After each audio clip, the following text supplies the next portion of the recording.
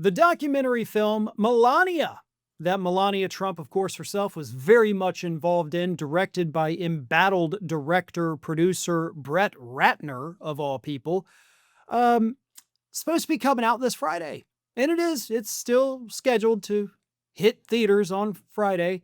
Donald Trump himself is out there promoting it on social media, telling people, go get your tickets to see Melania. Let's go see how this ultra rich, depending on who you ask, gold digger, lives her life, and how fun she is and how great she is as Americans struggle to be able to afford basic necessities under Donald Trump's policies.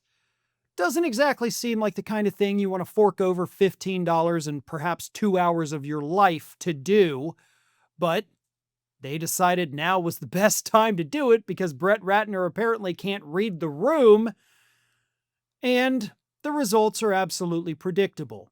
Even before this thing debuts on Friday, it is already a box office flop because social media users have been posting all week about how, in some areas, all of the tickets are still available for opening night. Not some tickets, not most, all.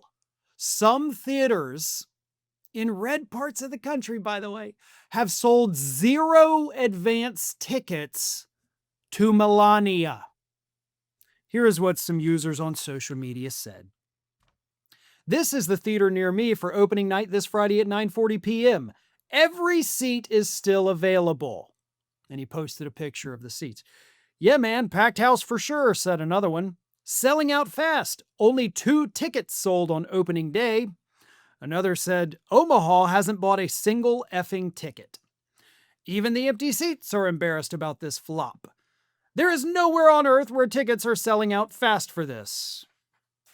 And of course, that's because Donald Trump himself had posted on social media that tickets were selling out fast. No, they're not.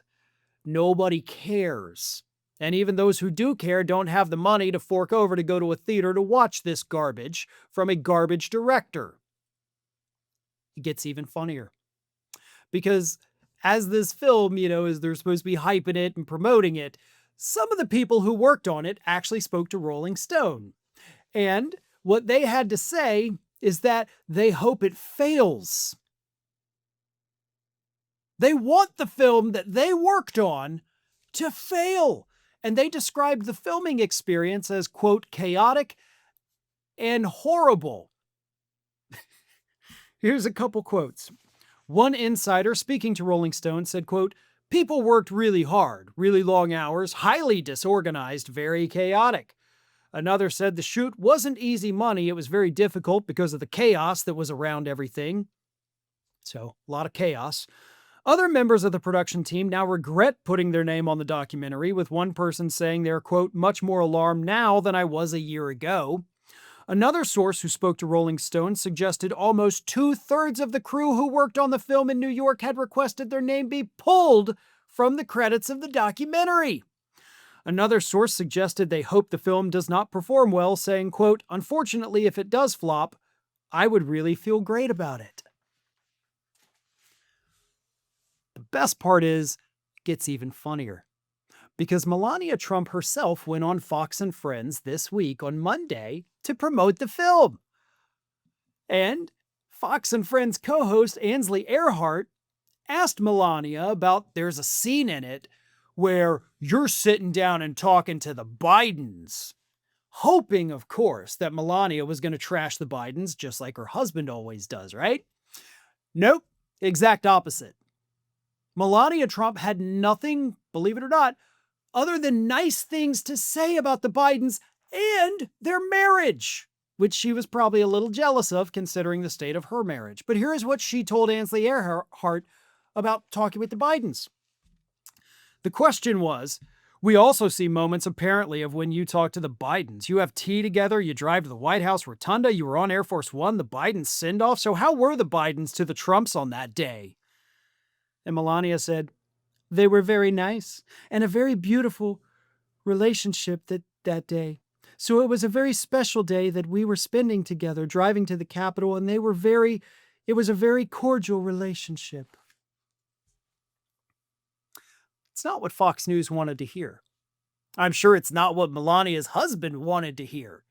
Probably wanted her to say, like, they were bitter, they were mad that Kamala Harris lost the election, they were fuming, they were rude to us, but no, they were great. Their marriage is great. They're a happy couple. They enjoyed every second of it. They're filled with joy.